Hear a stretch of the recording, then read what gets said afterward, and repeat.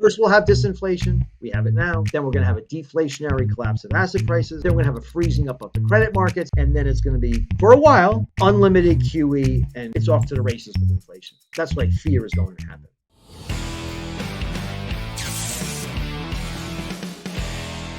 Hello again, everyone, and welcome to another edition of Silver Bullion Television SBTV. I am your host, Patrick Vieira, part of the outreach team over at Silver Bullion in Singapore. Michael Pento joins us today. Michael is the president and founder of Pento Portfolio Strategies, and with more than 30 years of professional investment experience, he's worked on the floor of the New York Stock Exchange during the mid 90s, and he also served as an economist for both Delta Global and Euro Pacific Capital. He was also the portfolio creator and consultant to Delta Claymore's commodity portfolios, which were distributed through Claymore Guggenheim's sales network. And we're delighted to have Michael Pento join us once again today. It's time to saddle up and silver up for Michael Pento. Michael, welcome back to SBTV. How are you doing? Always good to be with you, Patrick. Glad to have you back. Appreciate your time. Michael, I want to start off with something you wrote in the commentary section of your website, pentoport.com. You wrote, in my 2012 book, The Coming Bond Market Collapse, I predicted that the then current environment of perpetual disinflation would eventually end and intractable inflation would result from years worth of reckless fiscal and monetary policies. Michael, are we here? We're going through iterations, cycles of inflation, disinflation, deflation, and then back to inflation. And each cycle is growing more intense with each iteration. So if you think back to say, 2008, or even if you go back all the way to 2001, we're cutting interest rates. We cut interest rates back then to 1%. Then we eventually took them to 5.25%. And then the market fell apart, the great global financial crisis. And then eventually we just keep going back to zero now. And then when we hit the zero bound barrier, we started something called quantitative easing, which is a way of lowering long term duration assets and bond yields. So this is the cycle we're stuck in. And each cycle becomes more intense, as I mentioned, and they become more frequent. And the ensuing outcome is more pernicious. The collapse of asset bubbles becomes more deadly for the economy, for the middle class. And of course, the solution to all these catastrophes by the geniuses that run our country is, hey, let's do it again. Let's do it for a longer time. Let's do it with greater duration and intensity. And they don't learn their lesson, and they can't, because the actual solution to this, Patrick, is to let the markets work. Oh my gosh, let the markets work. Imagine that, letting the markets function. In other words, let asset prices fall to a level that can be supported by the free market. Oh, wow. But that would mean that we have a lot of Silicon Valley banks. There'd be a lot more of those Credit Suisses, and every let's be honest, virtually every bank on the planet would be under duress to the point of insolvency. So that's what happens when you manipulate interest rates forever and ever and ever with greater intensity and duration. So this is just a natural occurrence of thinking that markets don't work and that human beings know better than markets. A certain cabal of human beings, not the aggregate of humanity. Michael, in that same article you wrote, the Fed needed to and still needs to fight inflation by aggressively raising rates and reducing the base money supply.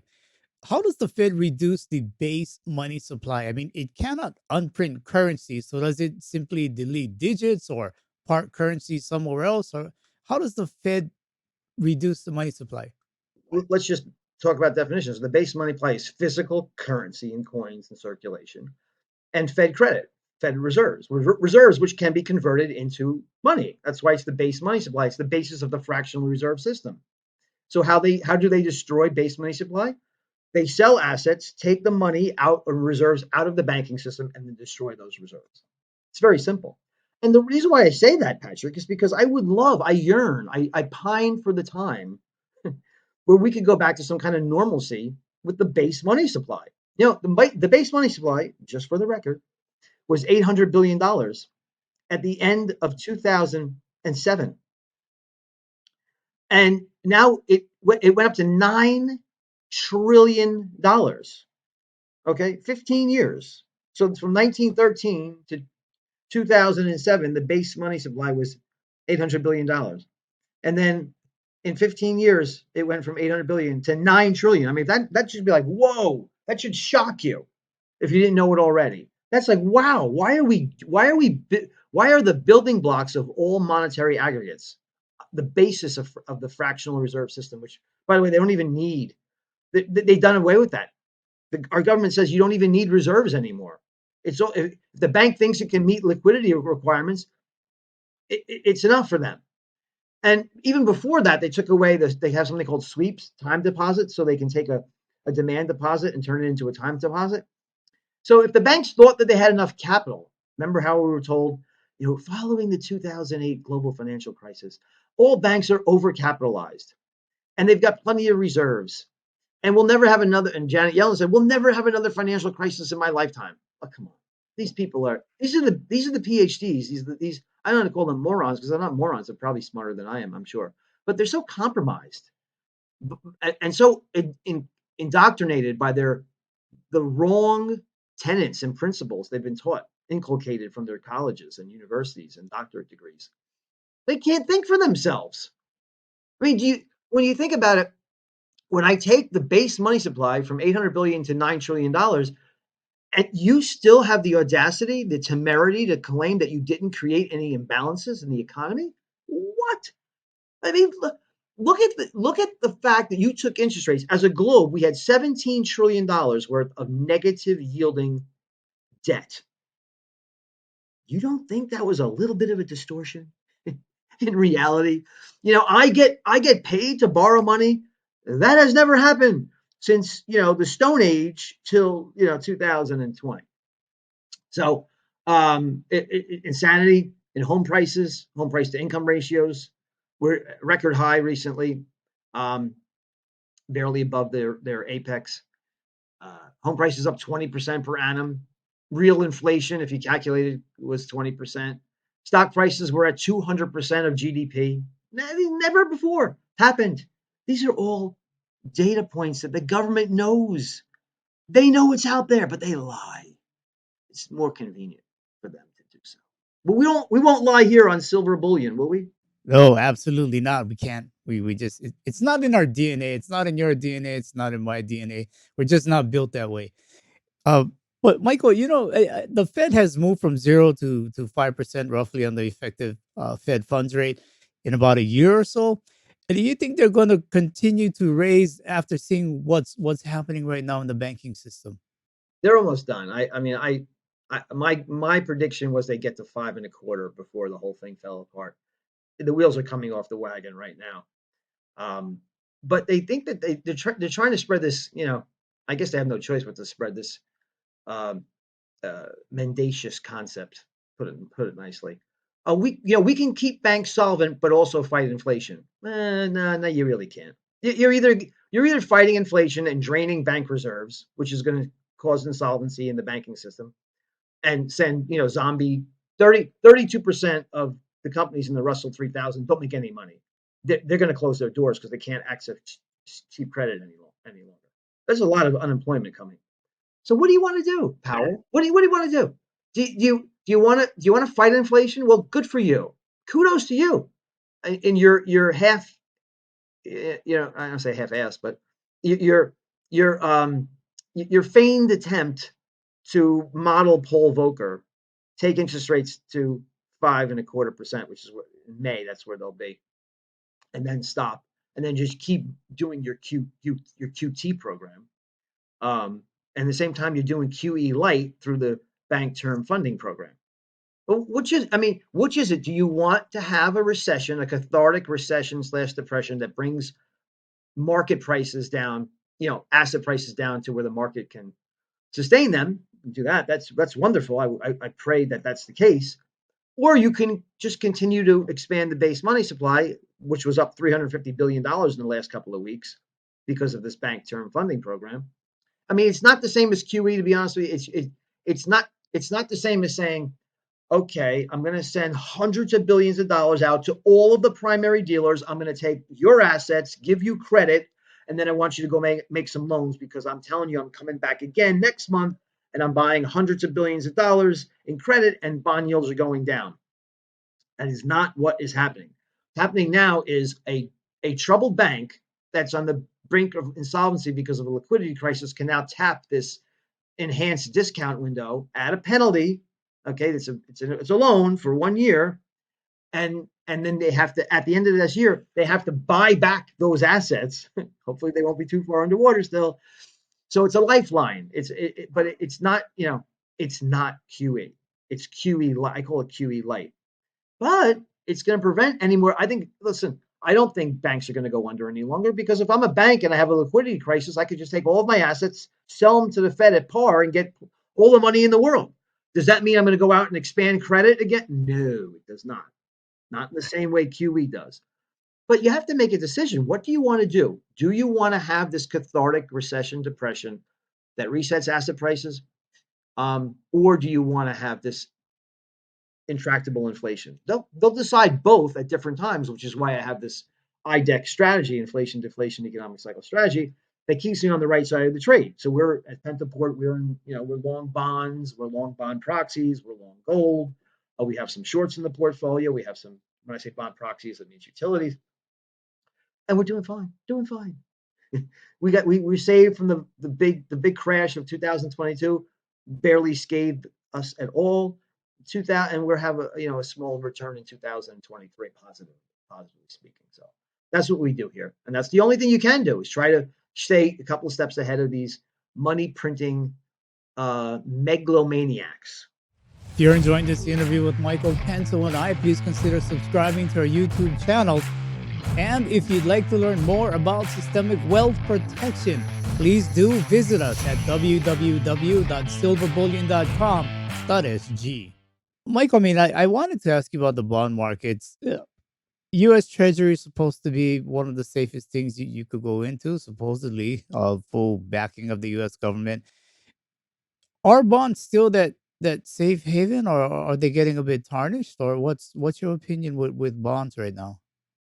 Well, when you take the Fed funds rate from 0 to 5% in 1 year, which has never happened before, um, you're going to put bond prices underwater. Prices go down and yields go higher. It's especially on the short duration bonds. So it's just a matter of math. And if you owned a lot of riskless assets like treasuries, they're underwater. Now you could, of course, hold these assets to maturity, and unless the government defaults explicitly on its debt, which I don't think is going to happen anytime soon, then you're going to be fine. So you need a bridge from where you are now until when the assets mature at par and you get all your money back. So that's what they have now with the BTF Bank Term Funding Program, BTFP. That's what they have. But that doesn't change the fact that going from 0 to 5% in 1 year at the same time you drain the Fed's balance sheet. At one point, you drained it by about $700 billion before you built it back up. Half of almost 3/4 of it was built back up in like 2 weeks through the BTFP. So you have to decide what you want to do. Where do you want to come out? You want to come out with inflation or deflation? And I think they're going to do both.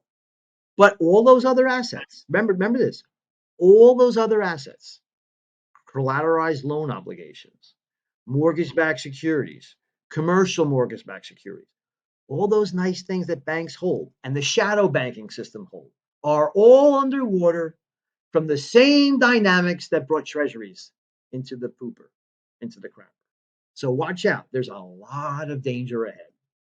Yeah, Michael, it's interesting you brought up the CLOs, the collateralized loan obligations, because we saw back in 2008 CDOs, the collateralized debt obligations, really got the system into trouble. You think there's a lot of unrealized losses right now with CLOs, or you think they're going to become realized?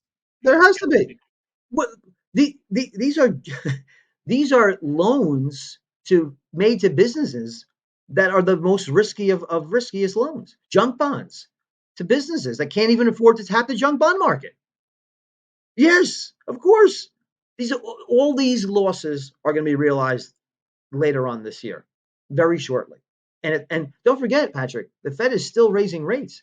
This is unlike any. This is the first time in history where you have a banking crisis and the Fed is tightening into raising interest rates into a banking crisis, making the situation worse. So what we're doing though through the BTFP is just making the situation worse, and then we're printing money and handing it to the banks as a lifeline, as a loan for 1 year. So we're creating a bunch of zombie banks that can't expand credit anywhere near what they were doing in prior um, markets.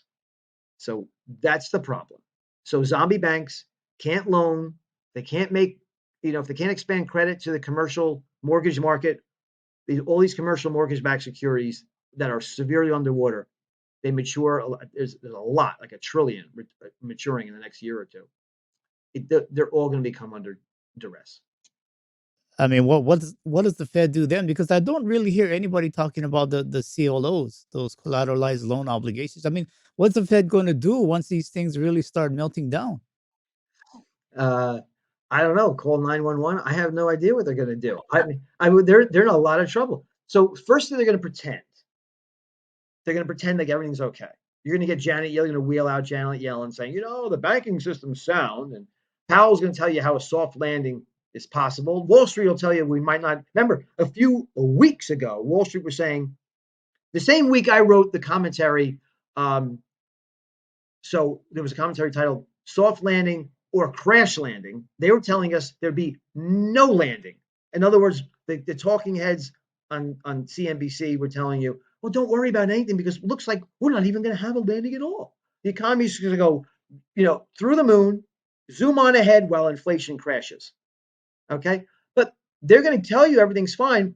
But when things really get bad, I believe that they're going to turn the BTFP, they're going to cancel that loan. They're going to say, you know what? Don't pay us back any of that money that we loaned you. Now it's just your reserve credit to go out and make loans. And then they'll come behind it with another QE program. They'll start slashing interest rates because in the end of the day, Patrick, here's the sad truth. At the end of the day, what do you think Powell really, really cares about? He cares about making sure banks can survive and thrive. That's what the Fed was created for. It's the banker's bank.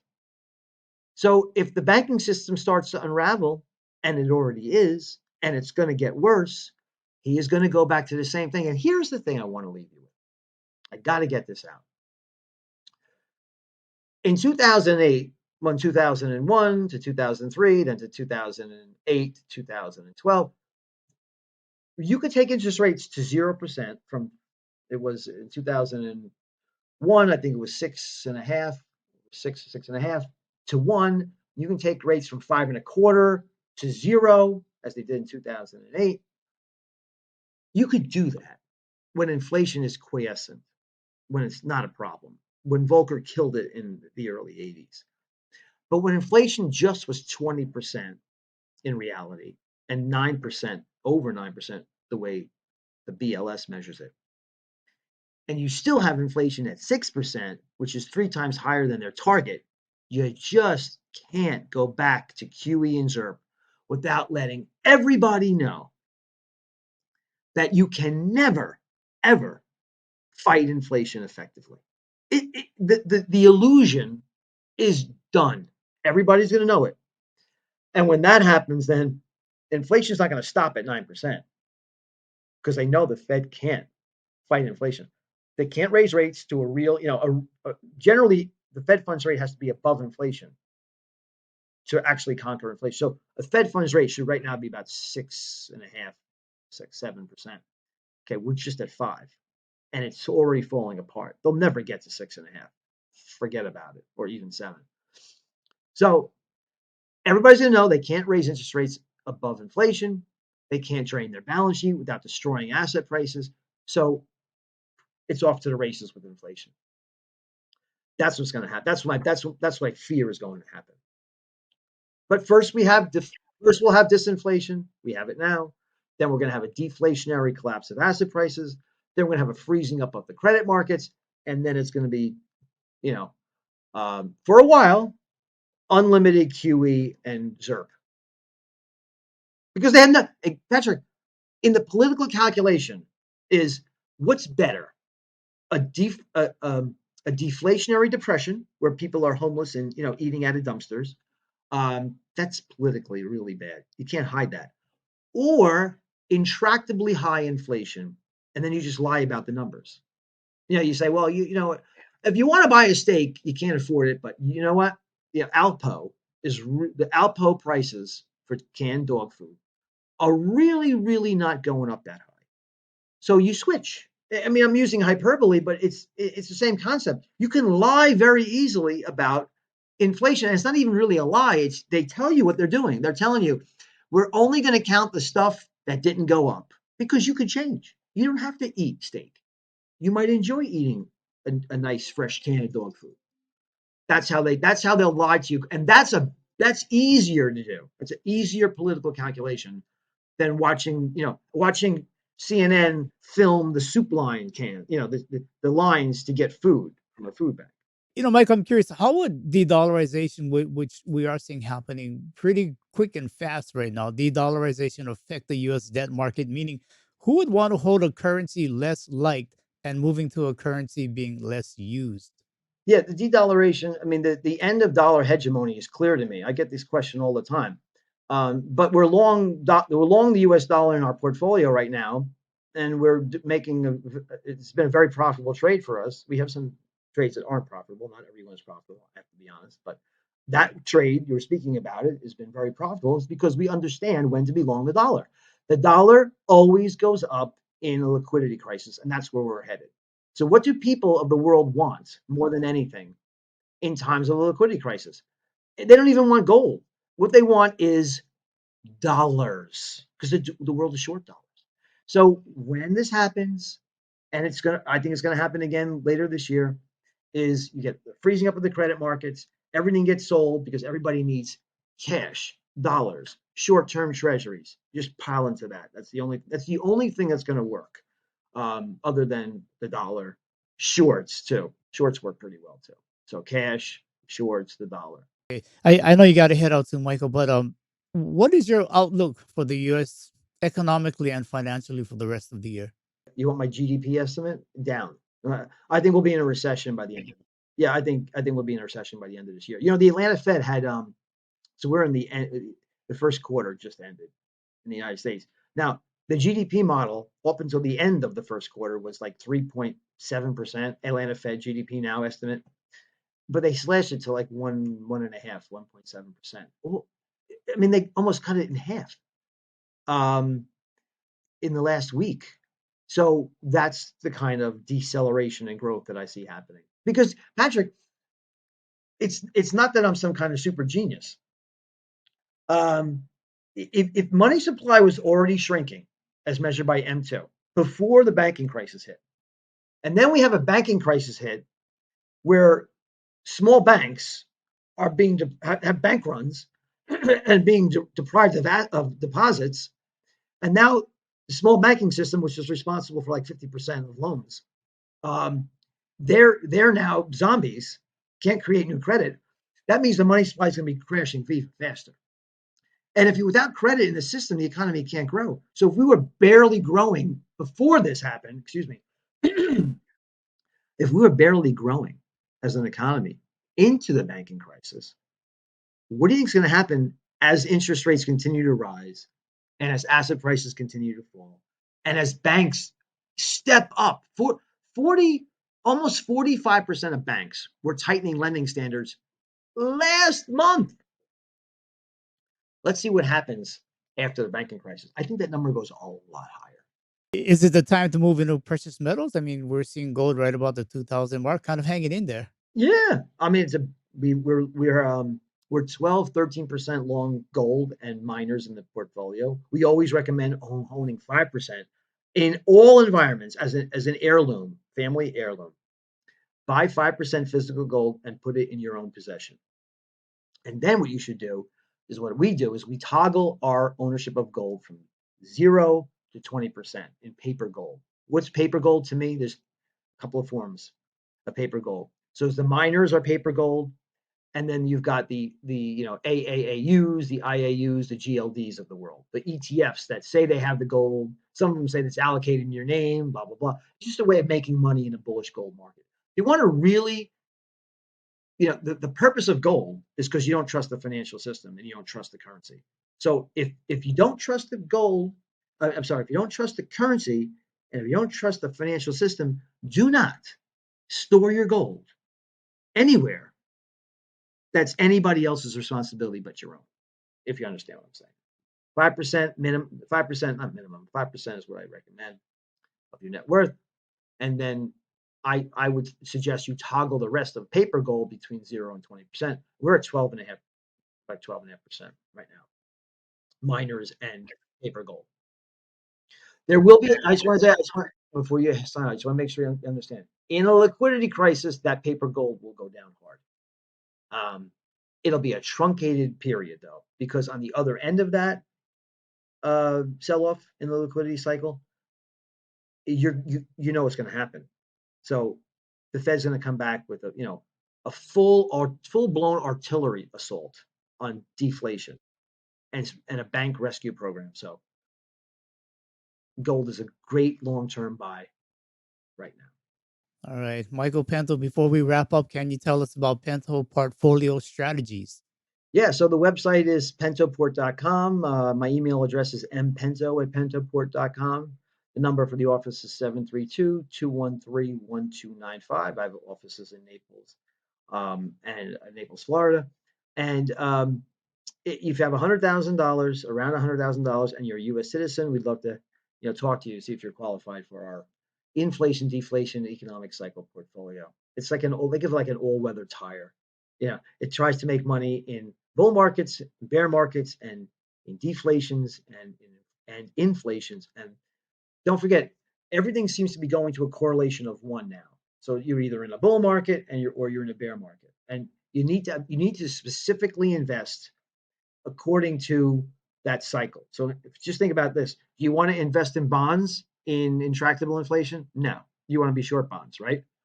And you want to be short the dollar in intractable inflation. But in deflation, you want to have the opposite: bond proxies, and owning the dollar. So that's what we do. All right, it's a good outlook. Michael Pento, we appreciate the time. I really hope we can do this again soon, and let's see how all of this Fed chicanery how it unwinds. Pleasure to be with you, Patrick. That was Michael Pento sharing his views on the economy and precious metals. To learn more about Michael and his portfolio strategies, visit pentoport.com. If you like this video, please subscribe, share, and give us a thumbs up. All are greatly appreciated. Audio-only versions of this interview can be found on iTunes and Spotify.